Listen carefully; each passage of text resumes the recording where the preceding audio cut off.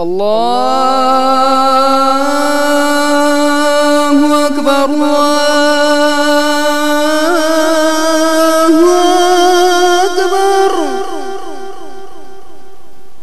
اللہ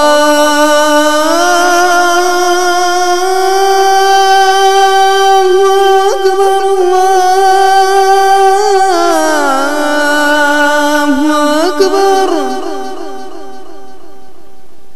أشهد أن لا إله إلا الله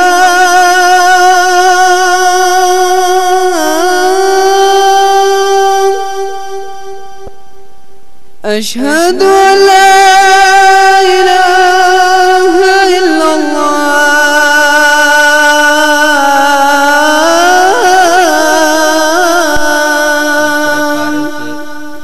مطالب کا خلاصہ پیش خدمت ہے۔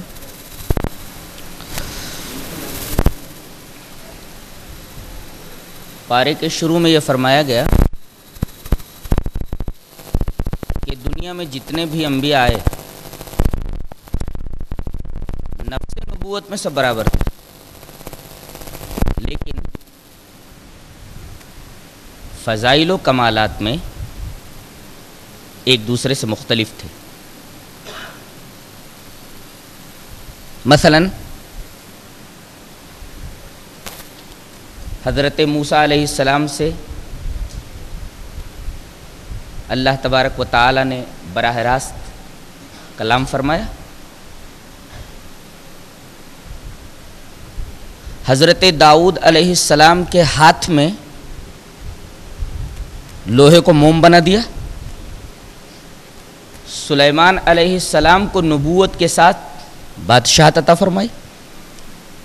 سلیمان علیہ السلام کے لیے جنوں کو مسخر کر دیا۔ سلیمان علیہ السلام کے لیے ہوا کو مسخر کر دیا۔ حضرت ابراہیم علیہ السلام کو اللہ نے اپنا خلیل بنا لیا۔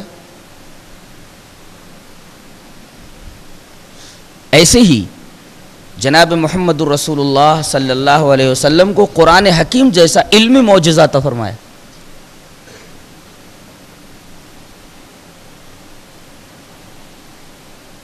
یہ تو آپ کا ایک علمی معجزہ ہے، اور ایک معجزہ تو آپ سب کو معلوم ہے کہ اللہ تبارک و تعالی نے آپ کو ساتوں آسمانوں پر بلایا اور رات کے ایک حصے میں آپ سیر کر کے واپس دنیا میں آ گئے۔ اسی طرح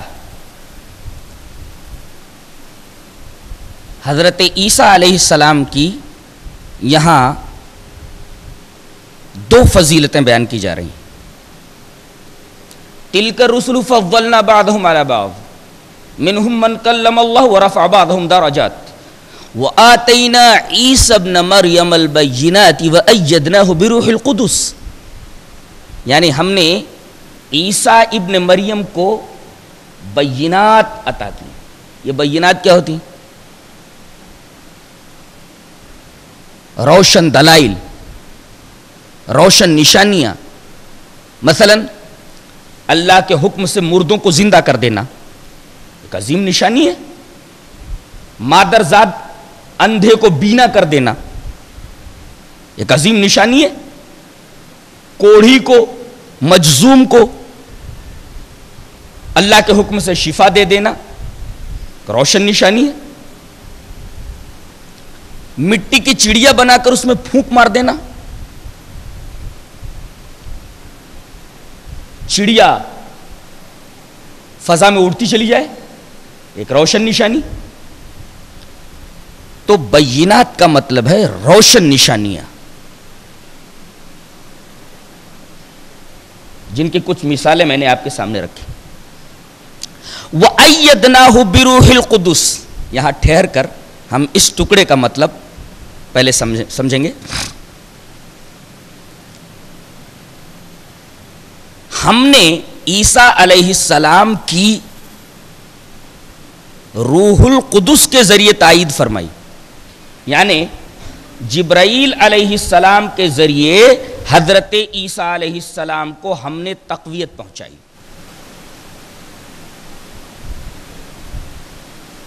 یہاں ایک نکتہ معلوم ہوا، اگر عیسیٰ علیہ السلام خدا تھے یا خدا کے بیٹے تھے تو انہیں جبرائیل علیہ السلام کی تائید کی کیا ضرورت تھی؟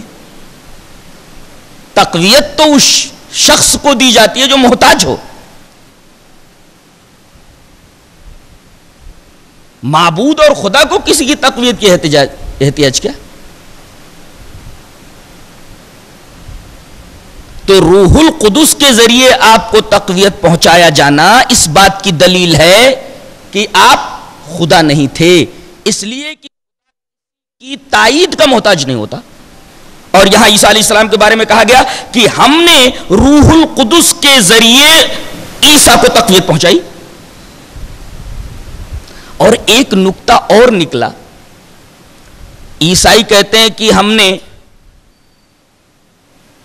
یہ عقیدہ بنایا ہوا ہے، ہمارا یہ عقیدہ ہے کہ عیسیٰ علیہ السلام دنیا کے تمام انسانوں کے گناہوں کو اپنے کندھے پر لے کر کے سولی پر چڑھ گئے، مصلوب ہو گئے،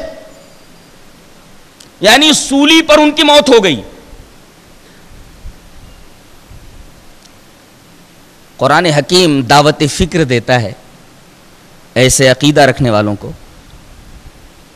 کہ یہ بتاؤ کہ اللہ تعالی نے جبرائیل جیسا طاقتور فرشتہ جس کی تقویت کے لیے مقرر کر دیا ہو، اس کو کون سولی دے سکتا ہے؟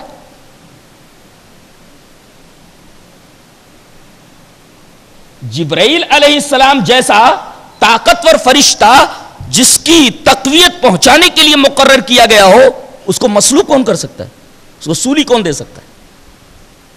تو روح القدس کے ذریعے حضرت عیسیٰ علیہ السلام کو تقویت پہنچانا اس بات کو ثابت کرتا ہے کہ آپ کو سولی نہیں دی گئی، آپ مصلوب نہیں ہوئے. صحیحین میں یعنی بخاری اور مسلم میں حضرت ابو ہریرہ رضی اللہ تعالیٰ عنہ سے روایت ہے کہ رسول اللہ صلی اللہ علیہ وسلم نے ارشاد فرمایا لا تفضلونی علی الانبیاء، انبیاء کرام کے اوپر مجھے فضیلت مت دو. سوال یہ ہے کہ ہم تو کہتے ہیں کہ ہمارے نبی افضل الانبیاء ہیں، تمام انبیاء سے افضل ہیں، تو یہ کہنا صحیح ہے؟ ہاں صحیح ہے کہنا. یہاں جو آپ نے کہا کہ مجھے انبیاء کے اوپر فضیلت مت دو، مطلب یہ ہے کہ کسی خاص نبی کا ذکر کر کے اس کا نام لے کر کے یہ مت کہو کہ اس نبی سے میں افضل ہوں.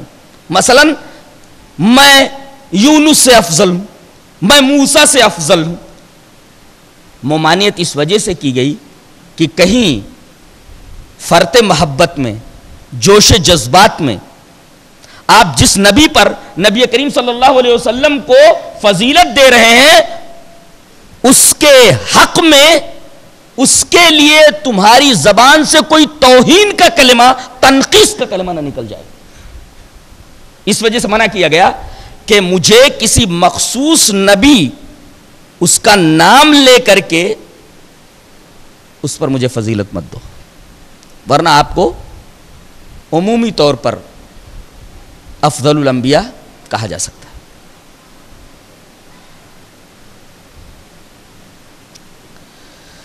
آگے فرمایا گیا فَمِنْهُمْ مَنْ آمَنَ وَمِنْهُمْ مَنْ كَفَرَ،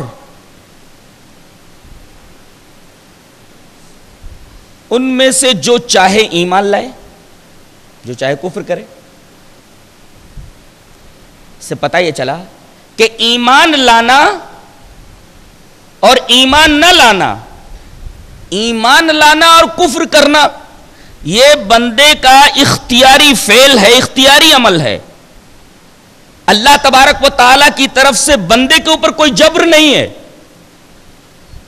کہ وہ ایمان ہی لے آئے، بندے کے اوپر جبر نہیں کہ وہ کافر ہی رہے. جو چاہے ایمان لائے، جو چاہے کفر اختیار کرے. ایمان لانا نہ لانا یہ بندے کا اپنا اختیاری فعل ہے، اختیاری عمل ہے. اللہ کی طرف سے اس کے اوپر کوئی زور زبردستی نہیں ہے.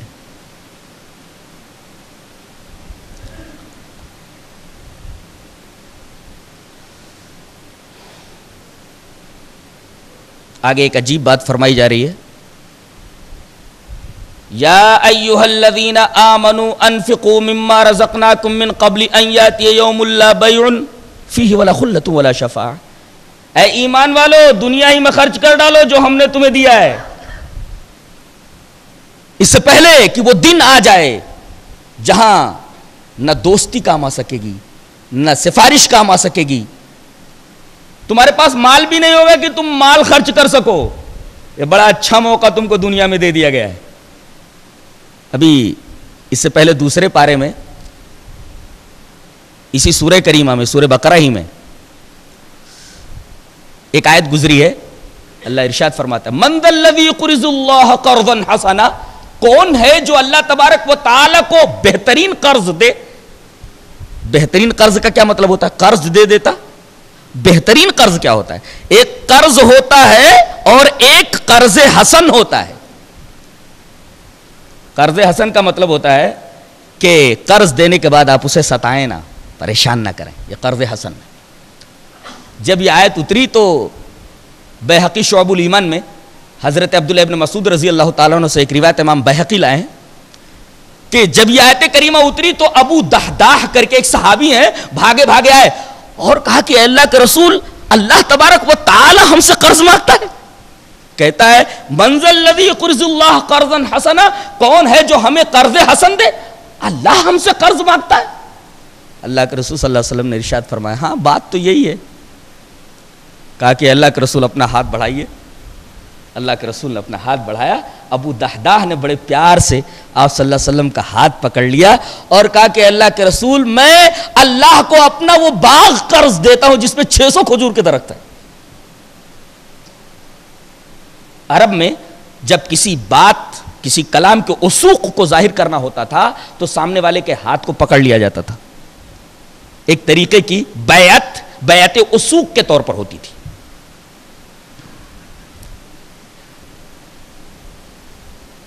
قرآن حکیم کی آیتوں سے صحابہ کرام کو کس قدر محبت تھی. پورا باغ 600 درخت کھجور کے جس باغ میں ہوں، ایک آیت کریمہ سن کر کے اللہ کی راہ میں وہ باغ دے دینا کمال ایمان کی دلالت ہے، کمال ایمان کی دلیل ہے اور یہ کمال ایمان پر دلالت کرتا ہے.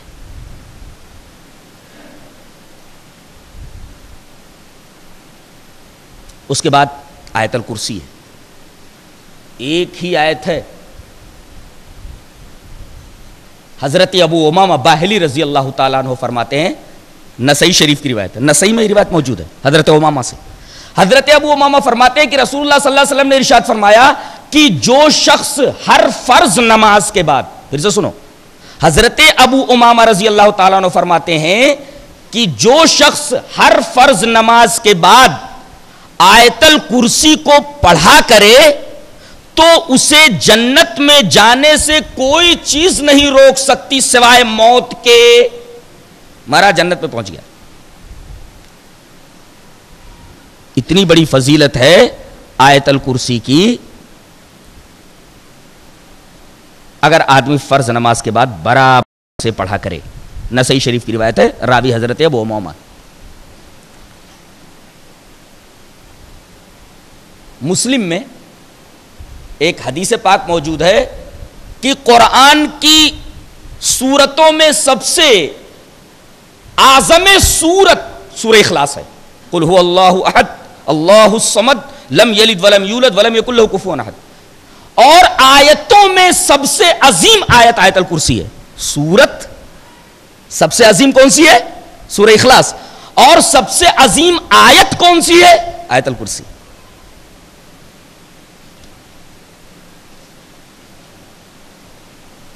اس آیت کریمہ میں 10 جملے ہیں، 10 سینٹنسز ہیں.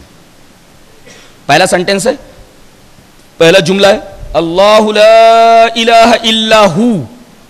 اس کے بعد 9 جملے ہیں.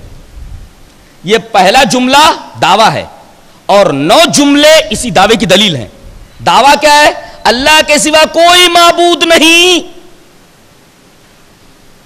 اب سوال یہ ہے کہ اللہ کے سوا کوئی معبود کیوں نہیں؟ 9 جملوں میں اسی دعوے کی دلیل دی گئی ہے. سب سے پہلی دلیل تو یہی ہے، الحی، زندہ ہے وہ. جو زندہ رہے وہی معبود ہو سکتا ہے. جسے موت لاحق ہو جائے وہ معبود کیسے ہو سکتا ہے؟ اور اللہ کے علاوہ کوئی حقیقی حیات سے متصف نہیں ہے.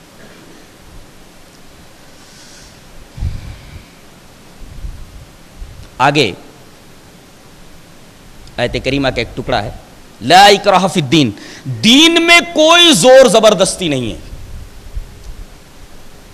صدیوں سے یہ پروپیگنڈا یہودیوں اور عیسائیوں کی طرف سے اور اسلام کے دشمنوں کی طرف سے ہوتا آ رہا ہے کہ اسلام بزور شمشیر پھیلا ہے، جبکہ آیت کریمہ کا یہ ٹکڑا اس کی تغلیط اور تردید کرتا ہے. لا اکراہ فی الدین، دین میں کوئی زور زبردستی نہیں ہے. اب دین میں زور زبردستی کے ذریعے داخل کرنے کی ممانعت کر دی گئی ہے. کیوں؟ اس لیے کہ دین کا قبول کرنا، ایمان لانا، اس کا تعلق قلب سے ہے، دل سے ہے، اور دل دلیل سے مانا کرتے ہیں. دل دلیل سے مفتوح ہوا کرتے ہیں. تلوار سے اور شمشیر سے جسموں کو مفتوح کیا جا سکتا ہے، دلوں کو تلوار سے کیسے مفتوح کیا جا سکتا ہے؟ تو تلوار سے تو مطلب ہی حاصل نہیں ہوگا، اس لیے کہ فتح کرنا ہے دل کو. تلوار سے جسم مفتوح ہوتے ہیں، جسم کو فتح کیا جا سکتا ہے، تلوار سے دلوں کو فتح نہیں کیا جا سکتا. اور ایمان کا تعلق، دین کا تعلق، اسلام کا تعلق قلب سے ہے.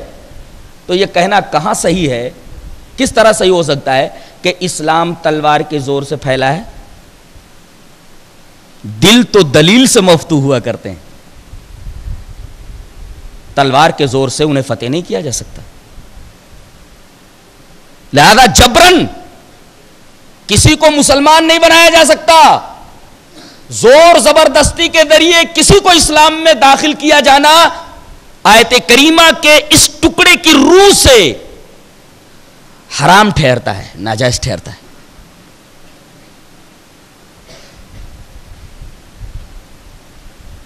آگے جو ٹکڑا ہے وہ اسی بات کی تائید کر رہا ہے. قد تبین الرشد من الغی، گمراہی سے ہدایت بالکل واضح ہو گئی ہے. وہی میں نے کہا کہ دل دلیل سے مفتوح ہوتے ہیں، دلیل پیش کر دی گئی ہے، چاہے مانو یا نہ مانو. اس کے بعد کہا گیا فمن یکفر بالطاغوت ویؤمن باللہ، جو آدمی طاغوت کا انکار کرے اور اللہ پر ایمان لائے. یعنی ہمارے ہاں نفی پہلے ہے، نیگیشن پہلے ہے، اس بات بعد میں ہے. پہلے نفی ہے، لا الہ الا اللہ، پہلے لا ہے نہیں. اور یہ تو دنیا کے کاروبار میں بھی چلتا ہے. کھیت کو پہلے مضر اثرات سے پاک کیا جاتا ہے، مضر چیزوں سے پاک کیا جاتا ہے، اس کے بعد دانہ ڈالا جاتا ہے. پہلے نفی ہے، بعد میں اس بات ہے کہ دانہ ایسے لے جا کر کے ڈال دیتے ہیں کھیت میں، نہیں، پہلے غلط چیزوں سے کھیت کو پاک کیا جاتا ہے، غلط چیزوں سے کھیت کی نفی کی جاتی ہے، اس کے بعد دانہ ڈالا جاتا ہے. طاغوت کسے کہتے ہیں؟ اس سلسلے میں تھوڑی تفصیل ہے. ایک آدمی اللہ تبارک و تعالیٰ کی فرما برداری کو اصولاً حق جانتا ہے، لیکن عملاً فرما برداری کرنے میں کوتاہی کرتا ہے. ایسے آدمی کو فاسق کہتے ہیں. مثلاً ایک آدمی جانتا ہے اور مانتا ہے کہ نماز پڑھنا فرض ہے، روزہ رکھنا فرض ہے، صاحب نصاب ہے تو حج کرنا فرض ہے، لیکن نماز میں سستی کرتا ہے، روزہ رکھنے میں سستی کرتا ہے، لیکن اصولاً مانتا ہے کہ یہ فرض ہے، عملاً کوتاہی کرتا ہے، تو ایسا آدمی فاسق ہے. اور ایک شخص وہ ہے جو اللہ کی فرما برداری چھوڑ کر دوسرے کی بندگی کرنے لگے، اس کو کافر کہتے ہیں. اللہ کی فرما برداری چھوڑ دیا اس نے، دوسرے کی بندگی کرنے لگا، ایسا آدمی کافر ہے. پہلا فاسق، یہ دوسرا کافر. اور تیسرا اللہ سے بغاوت کر کے اپنی عبادت کی دعوت دینے لگے، اس کو طاغوت کہتے ہیں. گویا طاغوت کا مطلب ہوا ما عبد من دون اللہ، وہ طاغوت، اللہ کے علاوہ جس بھی چیز کی عبادت کی جائے وہ طاغوت. اور جو شخص اپنی پوجا کی طرف بلائے کہ میری عبادت کرو، وہ بھی طاغوت ہے، اور اللہ کے علاوہ جس چیز کی پوجا کی جائے وہ بھی طاغوت ہے.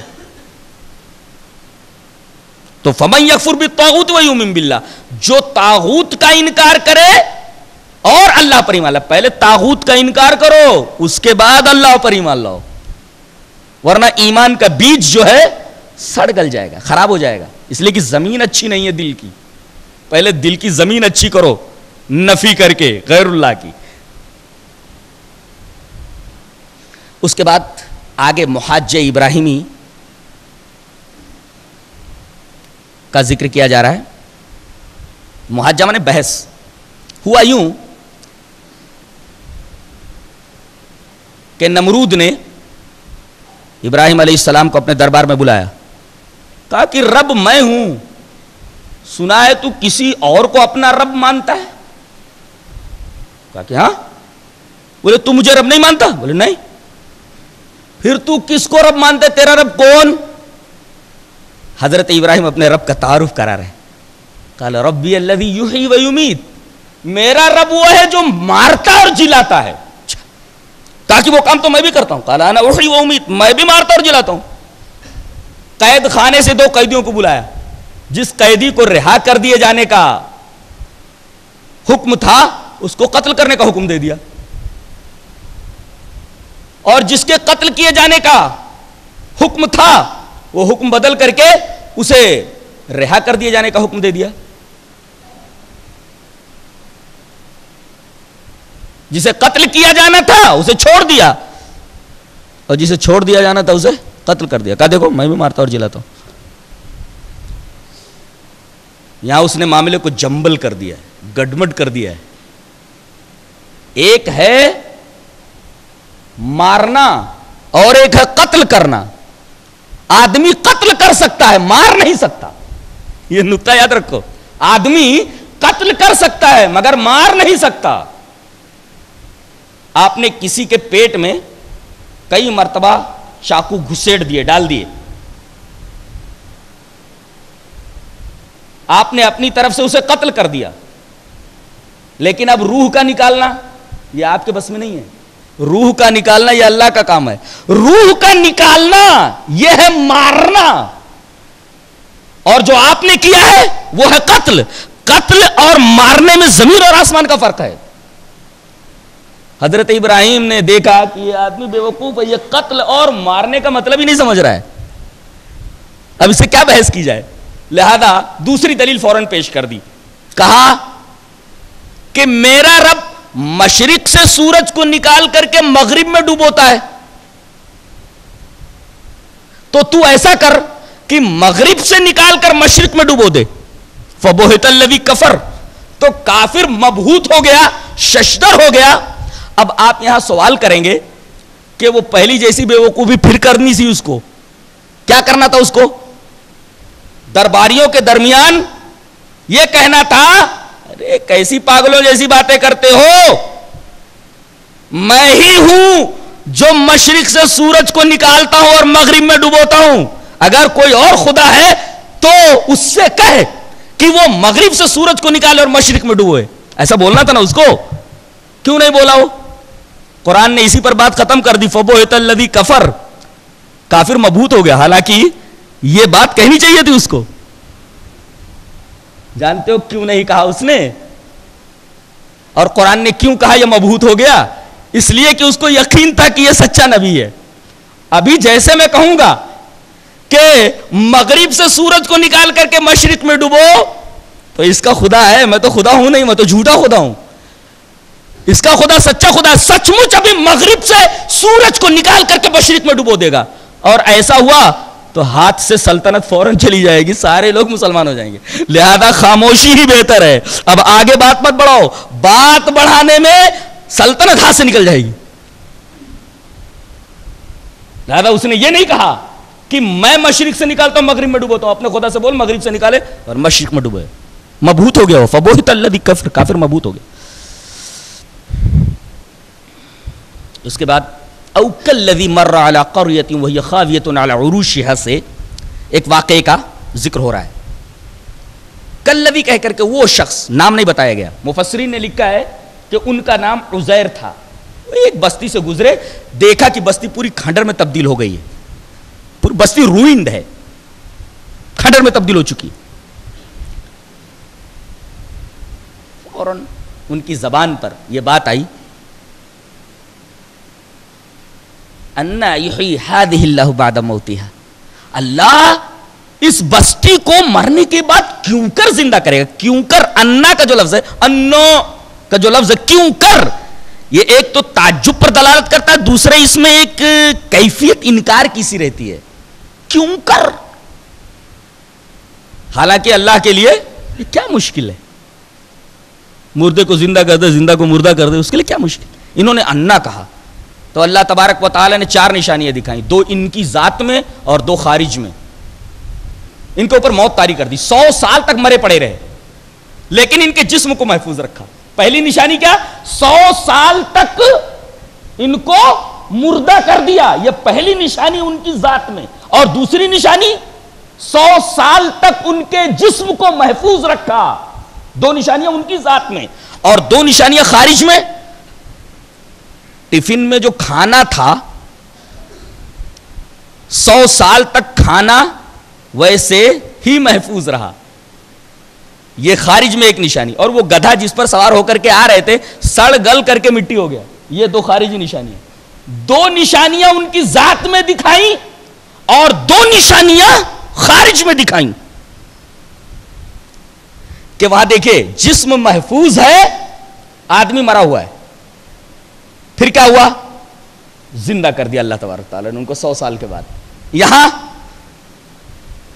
گدھا مر کر کے سڑ گل کر کے مٹی ہو گیا, کھانا ویسے کا ویسا تازہ ہے, جیسے جسم تازہ تھا ویسے کھانا تازہ تھا. اور یہ حضرت مر گئے تھے اور یہاں گدھا سڑ گل کر کے مٹی ہو گیا تھا, ان کو زندہ کیا, ادھر گدھا زندہ ہو گیا. ترتیب دیکھ رہے ہیں آپ, کتنی عجیب و غریب ترتیب ہے. کیا کتاب ہے اللہ, کیا کتاب. 2 نشانیاں ان کی ذات میں دکھائی گئی اور 2 نشانیاں خارج میں. سوال کیا تھا انہوں نے, انا یحیی ہذہ اللہ بعد موتہا, ان بستی والوں کو اللہ ان کی موت کے بعد کیوں کر زندہ کرے گا. تو سوال کتنے دنوں کے بعد دیا گیا, 100 سال کے بعد جواب دیا گیا. اور حضرت ابراہیم علیہ السلام کا واقعہ بھی آگے اسی قبیل کا, اسی قسم کا. کیا ہے, وَإِذْ قَالَ إِبْرَاهِيمُ رَبِّ أَرِنِي كَيْفَ تُحْيِي الْمَوْتَى. انہوں نے کیفا کہا, انہوں نے کیا کہا تھا, انا کیوں کر, انہوں نے کہا کیف تحیی, کیسے اللہ زندہ. کیفیت میں اور کیوں کر میں فرق ہے. حضرت ابراہیم کیفیت جاننا چاہتے تھے تو ان کو فوراً جواب دے دیا گیا. حضرت ابراہیم علیہ السلام نے لفظ کیفا استعمال کیا, کیسے, ہاؤ, کیسے.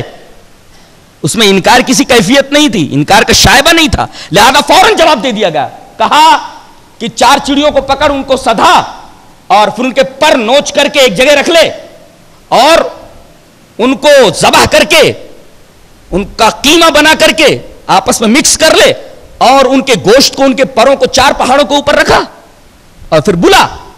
وہ سدھے ہوئے رہیں گے, بولے گا کبوتر چل میرے پاس آ جا, کبوتر آ جائے گا.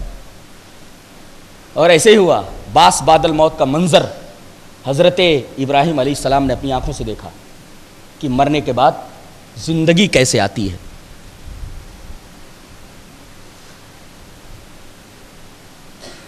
جب یہ بات حضرت ابراہیم علیہ السلام نے کہی کہ کیف تحیی الموتى, اے میرے رب مجھے دکھا تو زندہ کیسے کرتا ہے مردوں کو, تو اللہ تبارک تعالیٰ نے فرمایا, قال اولم تؤمن, ارے کیا بات بول رہا ہے, تجھے ایمان نہیں ہے. قال بلا, ایمان تو ہے, ولکن لیطمئن قلبی, لیکن قلبی اطمینان کے لیے. آپ نے کیا سمجھا, ایمان اور اطمینان میں فرق ہے. ایک ہے ایمان اور ایک ہے اطمینان. بولو. اللہ تبارک تعالیٰ نے کیا پوچھا؟ قال اولم تؤمن، ایمان نہیں ہے تجھے کہ میں مردوں کو زندہ کرتا ہوں اور کر سکتا ہوں؟ قال بلا، اللہ میرے معبود ایمان ہے اس بات پر. ولکن لیطمئن قلبی، لیکن میں باس بادل موت کا منظر دیکھنا چاہتا ہوں اطمینان قلب کے لیے. تو ایک ہے ایمان قال اولم تؤمن، اور ایک ہے اطمینان ولکن لیطمئن قلبی. تو ایمان اور اطمینان میں فرق ہے، اس کو سمجھاتا ہوں.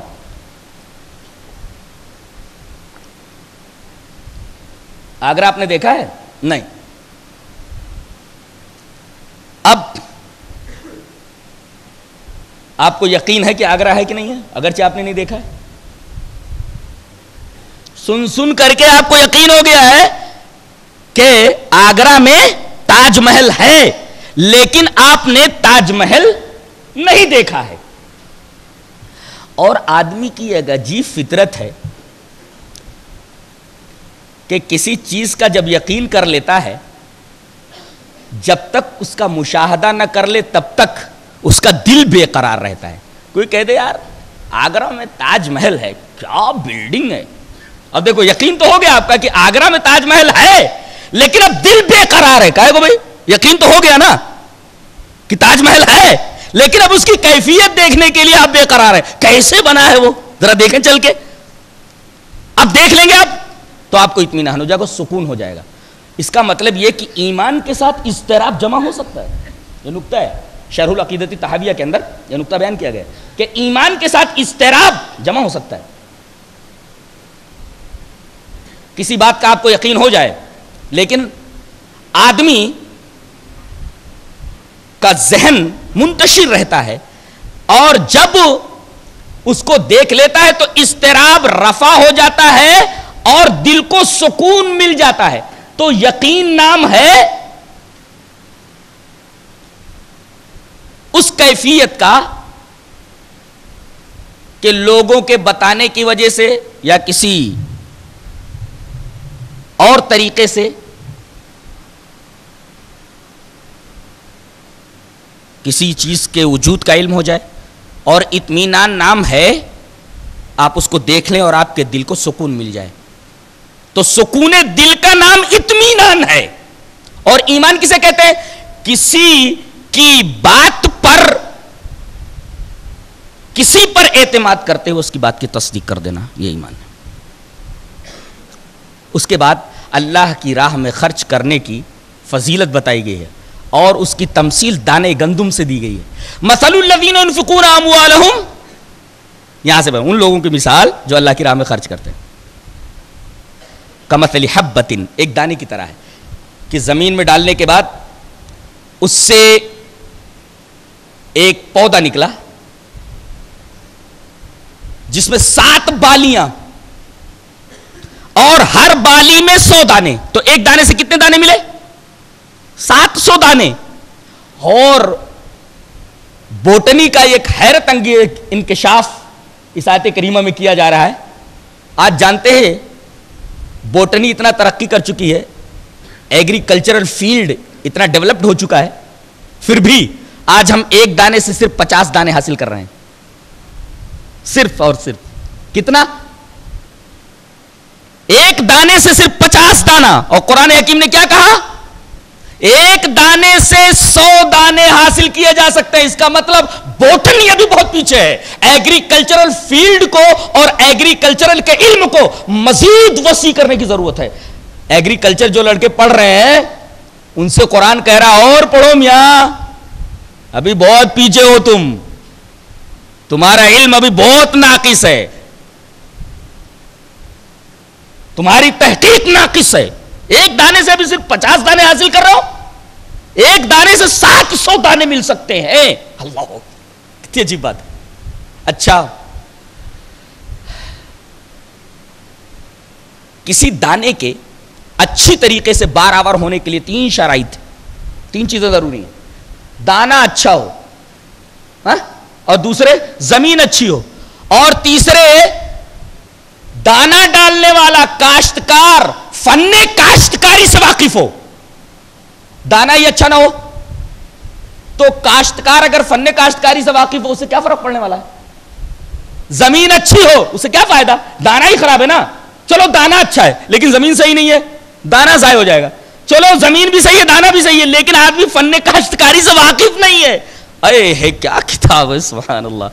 کہہ رہا ہے کہ یہ تین چیزیں ضروری ہیں. ایک تو آدمی فن کاشتکاری سے واقف ہو, دوسرے دانا صحیح ہو, تیسرے زمین صحیح ہو. یہ تین شرطیں جب پائی جائیں گی تب جا کر کے ایک دانے سے 700 دانے حاصل کیے جا سکتے ہیں. اس کا مطلب یہ ہے کہ ابھی دانے کو ڈیولپ کرو, زمین کو ڈیولپ کرو, اور سب سے زیادہ علم ایگریکلچر کو ڈیولپ کرو. ابھی علم ایگریکلچر بہت پیچھے ہے قرآن حکیم کی نگاہ میں. کیا محاکمہ ہے, کیا بات ہے, کیا گفتگو کا انداز ہے. اسی طرح اللہ کی راہ میں جب خرچ کرنے لگو تو اس کی قبولیت کے لیے 3 شرطیں ہیں. کیا؟ ایک تو مال حلال کا ہو, دانا صحیح ہو یعنی مال حلال کا ہو, اور زمین اچھی ہو یعنی خالص نیت کے ساتھ آپ نے دیا ہو اللہ کی راہ میں, اور تیسرے جہاں آپ دے رہے ہیں نا وہ مستحق ہو اس کا, کہیں بھی اٹھا کر کے دے رہے ہیں آپ. ایک تو مال حلال کا ہو یعنی دانا اچھا ہو, دوسرے فن کاشتکاری سے آدمی واقف ہو. اس کا مطلب کیا؟ یعنی دل کی رضامندی کے ساتھ اللہ کو خوش کرنے کے لیے بغیر ریاکاری کے خالص نیت کے ساتھ دے. اور زمین اچھی ہو اس کا مطلب جہاں دے رہا ہے وہ اس کا مستحق ہو. ہم لوگ زکات نکالتے ہیں لیکن مستحقین کو نہیں ملتا ہے. صدقہ نکالتے ہیں, صدقہ کرتے ہیں لیکن مستحقین تک صدقہ نہیں پہنچتا. تو قبولیت صدقہ کے لیے, قبولیت زکات کے لیے 3 شرطیں, جیسے دانے کے برابر ہونے کے لیے 3 شرطیں, دانا اچھا ہو, زمین اچھی ہو, آدمی فن کاشتکاری سے واقف ہو. ایسے ہی صدقے کی قبولیت کے لیے 3 شرطیں, مال حلال کا ہو, خالص نیت کے ساتھ دیا گیا ہو, جن کو دیا گیا ہو وہ اس کے مستحق ہو. اس کے بعد ایک بڑی پیاری بات کہی جا رہی, کیا اسرار و حکم ہے. یا ایھا الذین آمنوا لا تبطلوا صدقاتکم بالمن والاذی, اے ایمان والو اپنے صدقات دینے کے بعد احسان جتا کر کے اور تکلیف پہنچا کر کے ضائع مت کرو. اتنی پیاری بات ہے, آج لے کر کے جاؤ. نماز کی قبولیت کے لیے 2 شرطیں, ایک شرائط صحت, دوسرے شرائط بقا. شرائط صحت کسے کہتے ہیں؟ ارے بھائی آپ پاک ہوں, ویسے نماز پڑھنے بغیر پاک ہوئے نماز ہو جائے گی؟ نہیں. تو نماز کی قبولیت کے لیے ضروری ہے کہ 2 شرطیں پائی جائیں, ایک شرائط صحت, دوسرے شرائط بقا. شرائط صحت کیا مطلب؟ یعنی آپ پاک ہوں, آپ کا جسم پاک ہو, اور دوسرے آپ وضو سے ہوں. یہ تو ہے شرائط صحت, جسم پاک ہو اور آپ باوضو ہوں, شرائط صحت. شرائط بقا کیا ہے؟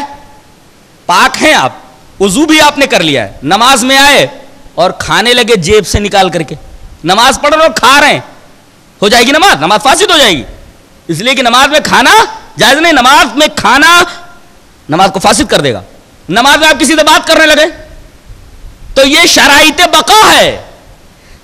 اسی طرح جس طرح نماز کی قبولیت کے لیے 2 شرطیں, شرائط صحت, شرائط بقا, ایسے ہی صدقے کی قبولیت کے لیے 2 شرطیں ہیں.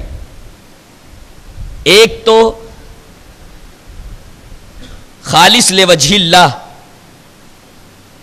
اللہ کی راہ میں دیا گیا ہو, برابر, اور دوسرے دینے کے بعد, جیسے آپ نماز میں کھڑے ہوئے بولنے لگے تو نماز فاسد ہو گئی, ایسے ہی آپ نے صدقہ کر دیا تو اب احسان جتاؤ گے تو جیسے نماز فاسد ہو جائے گی بولنے کی وجہ سے, ایسے ہی صدقہ کر دیا آپ نے لیکن جتا دیا احسان تو صدقہ باطل ہو گیا آپ کا.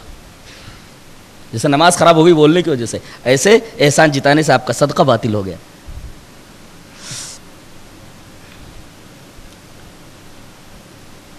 صدقے سے اور زکات سے کون روکتا ہے, کون ڈراتا ہے؟ تو شیطان. الشیطان یعدکم الفقر, شیطان فقیری سے اور غریبی سے ڈراتا ہے تم کو. ارے مت اللہ کی راہ میں 10 روپیہ دے, اتنی محنت سے تو نے کمایا ہے, 10 روپیہ دے دے گا.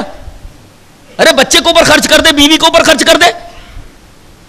ارے لاکھ روپیہ اللہ کے راستے میں دے رہا ہے, فقیر ہو جائے گا, غریب ہو جائے گا, محتاج ہو جائے گا, فٹ پاتھ پہ آ جائے گا. الشیطان یعدکم الفقر, شیطان ڈراتا ہے تم کو غریبی سے, فٹ پاتھ پہ آ جائے گا.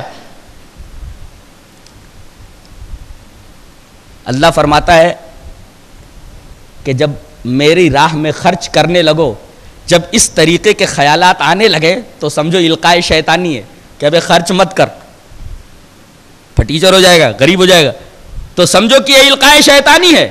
اور اگر خرچ کرتے وقت یہ جذبہ پیدا ہو کہ اللہ کی راہ میں خرچ کر رہا ہوں, نہ جانے کتنی آفتیں اللہ اس کی وجہ سے میرے اوپر سے دور کر دے گا اور آخرت میں اس کو اضعاف مضاعفہ کر کے مجھے لوٹا دے گا. اگر اس طریقے کا جذبہ پیدا ہو تو یہ القاء رحمانی ہے. گویا کہ جب آدمی اللہ کی راہ میں خرچ کرنے کے لیے کھڑا ہوتا ہے تو 2 قسم کے القاءات آتے ہیں, 2 قسم کے جذبات پیدا ہوتے ہیں. اگر ایسا ہو کہ غریب ہو جائے گا, سمجھو القاء شیطانی ہے, فوراً لاحول پڑھو, اعوذ باللہ من الشیطان الرجیم پڑھو. اور اگر یہ ہے کہ اس کا بدلہ ملنے والا ہے, طبیعت خوش ہو جائے, تو سمجھو یہ القاء رحمانی ہے, اللہ تبارک و تعالیٰ کی طرف سے القاء ہے. اس کے بعد بتایا گیا کہ آپ کے صدقات اور زکوٰۃ کے مستحق کون لوگ ہیں. بھئی زمین اچھی ہونا نا, وہ بھی تو دیکھنا. تو بتایا گیا للفقراء الذین احصروا فی سبیل اللہ لا يستطيعون ضربا في الارض يحسبهم الجاهل اغنياء من التعفف تعرفهم بسيماهم لا يسالون الناس الحافا. 5 شرطیں بیان کی گئیں. زکوٰۃ کے مصارف تو بتا دیے گئے 8 ہیں.